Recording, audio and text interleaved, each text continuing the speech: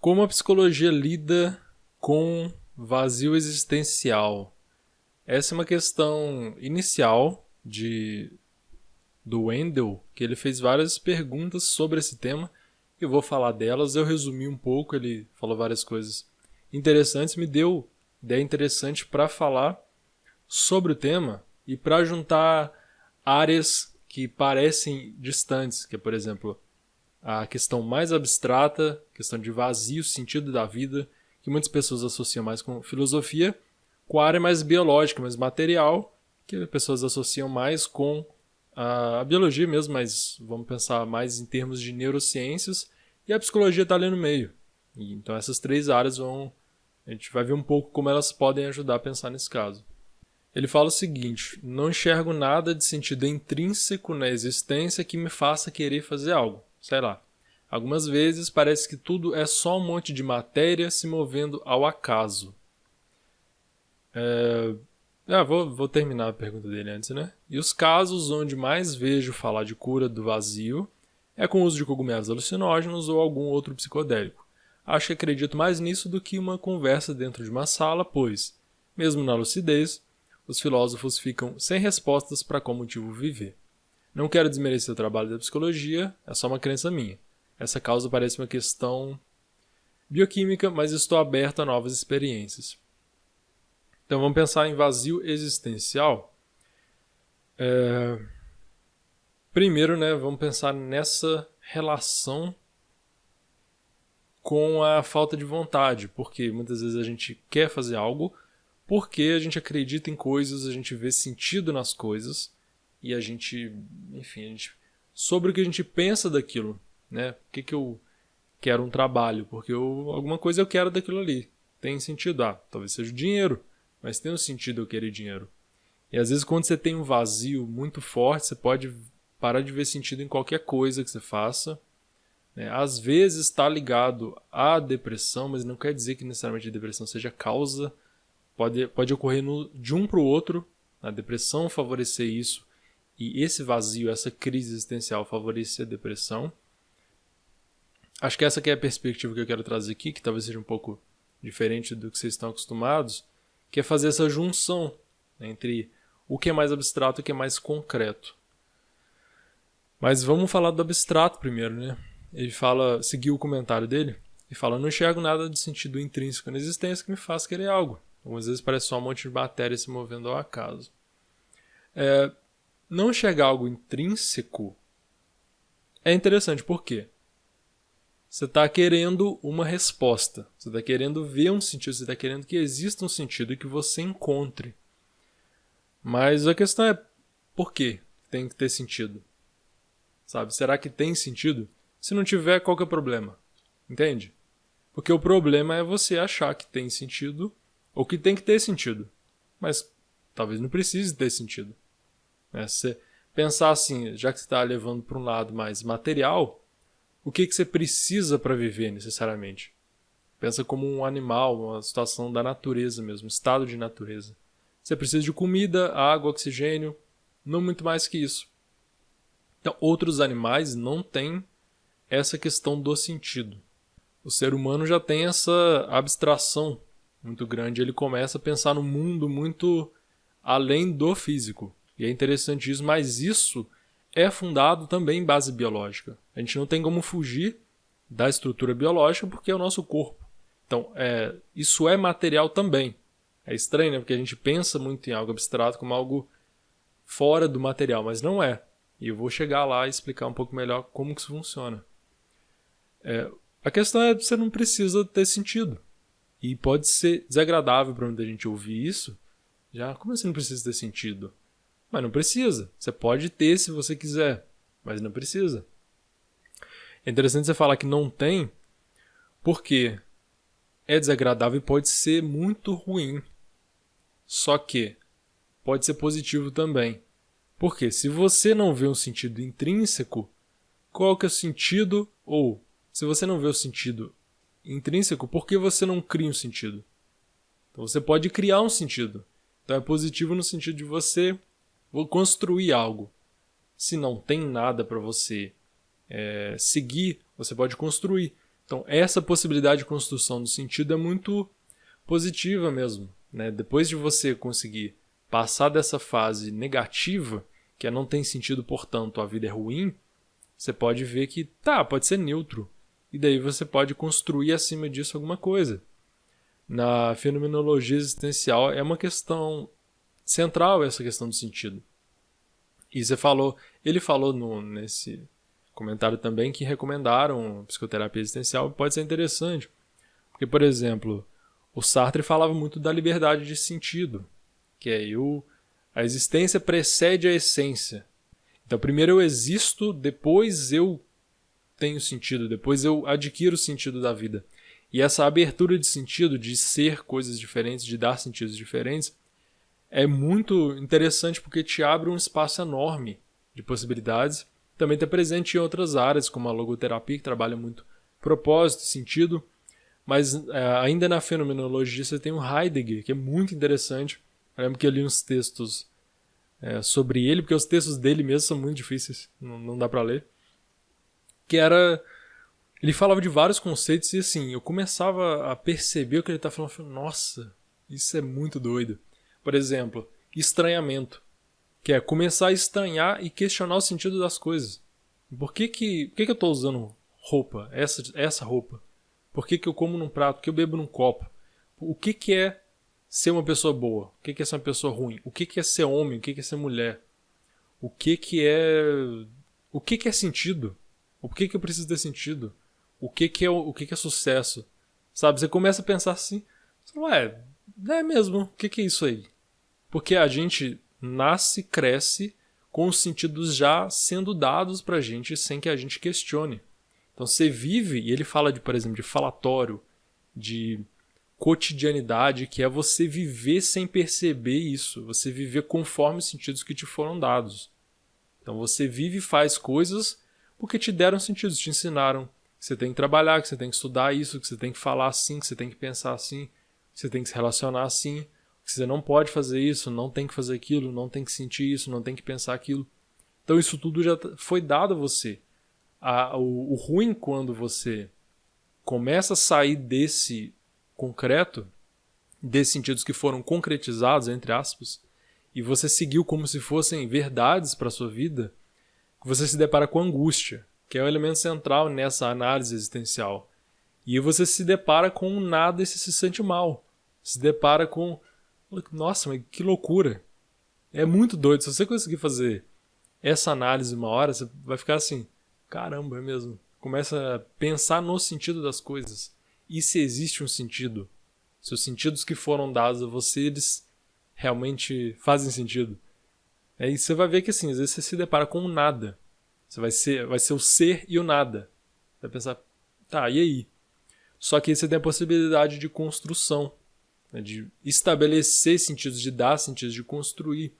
Pode, a princípio, não ser tão interessante.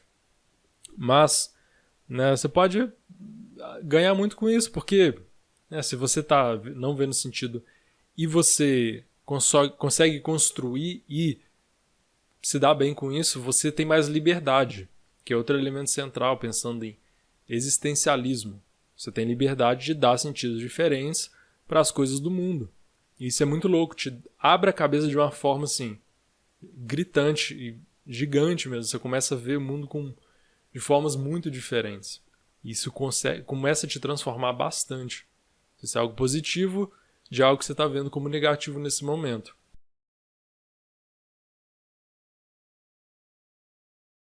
Você comenta de matéria movendo ao acaso. É interessante porque é uma visão materialista e você começa a reduzir as coisas. E aí você vai ver, são tudo átomos. Porque se você parar para pensar, pensando em pensamento, comportamento, psicologia. Mas no fundo é biologia. Mas a biologia no fundo é química. E a química no fundo é física, que são átomos, partículas se movendo no espaço. Você fala, nossa, então tudo é átomo. Só que, por exemplo, tem um cara chamado Mario Bunge, que é um filósofo da ciência, e era físico também, e ele falava muito de psicologia. E era interessante porque ele falava que você não pode reduzir níveis superiores, no sentido de que eles vêm depois, em cima, aos anteriores. Então, você não pode reduzir psicologia à biologia. E nem biologia química, nem química física. Por quê? E aí a Gestalt é interessante, a psicologia da Gestalt.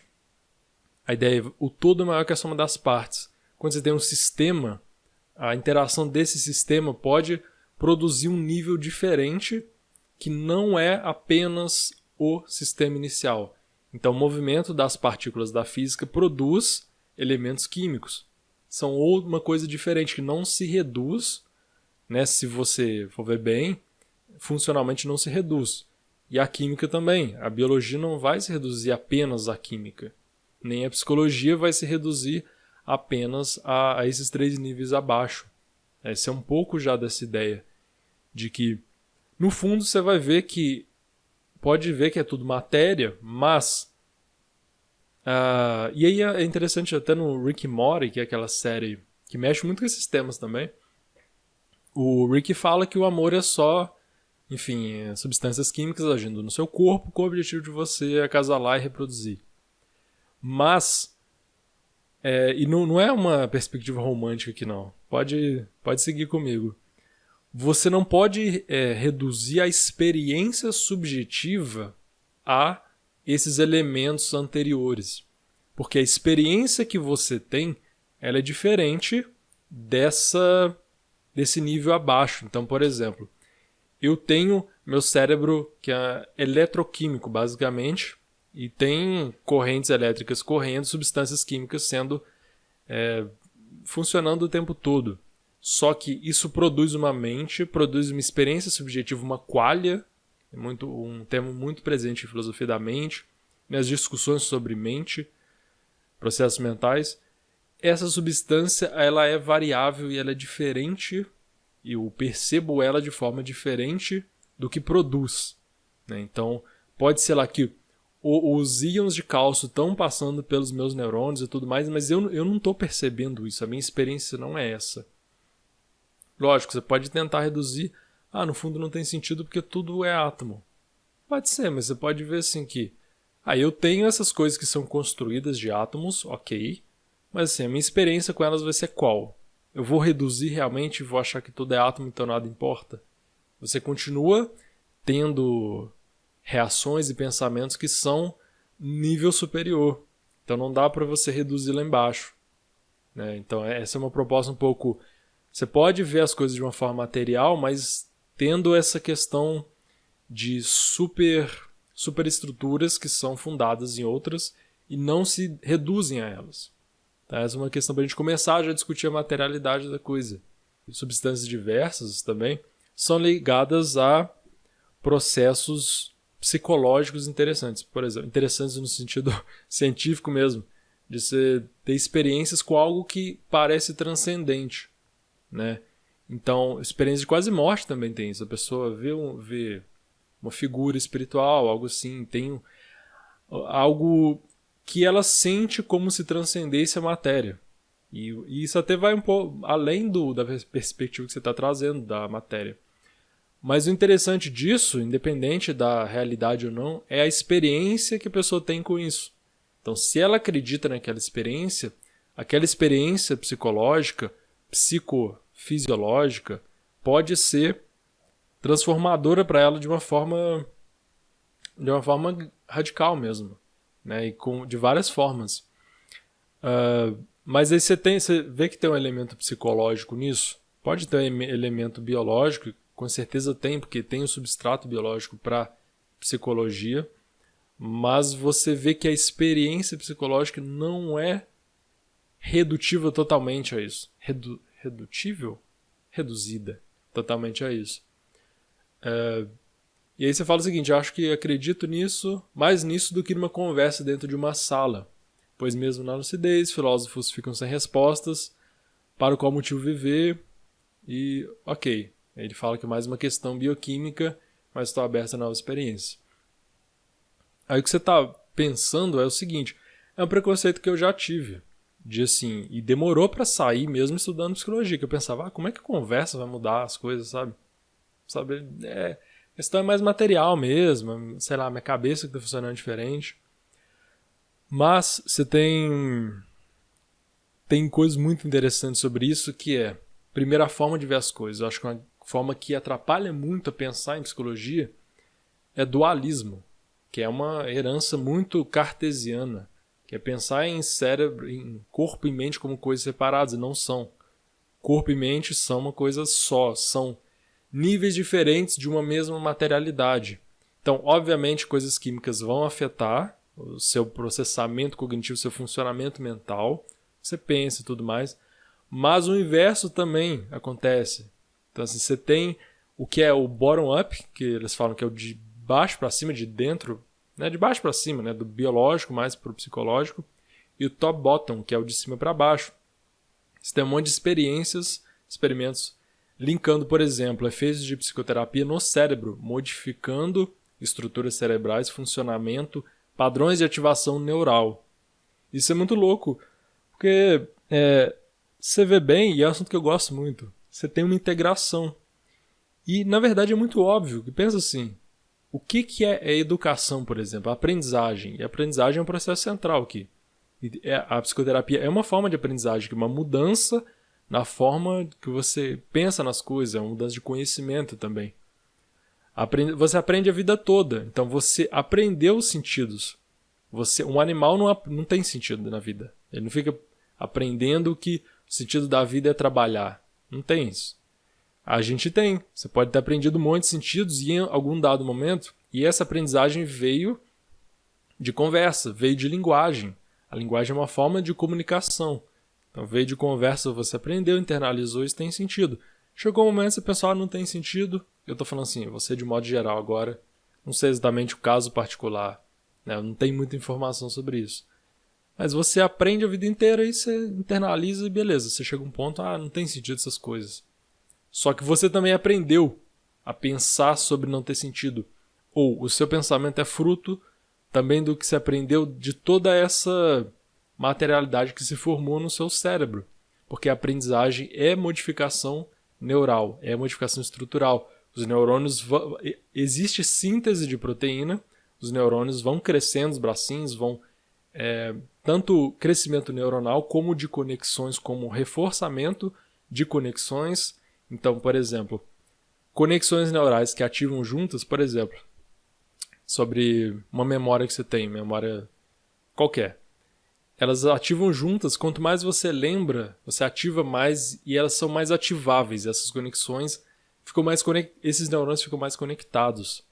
Então você entende, tem um substrato neural para um processo cognitivo superior, como a memória, como o pensamento, e só que isso também vem de fora para dentro.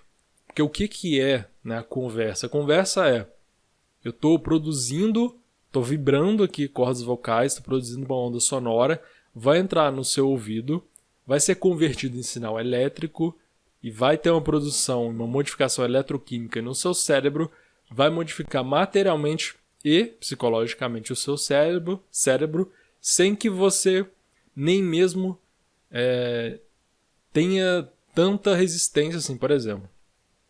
Se eu falar algo, eu ativo no seu cérebro a imagem de algo. Urso branco. Você conseguiu não pensar em urso branco? É difícil, porque é automático. Então, o que eu estou falando, que é só uma conversa, eu estou produzindo algo, uma modificação no seu cérebro.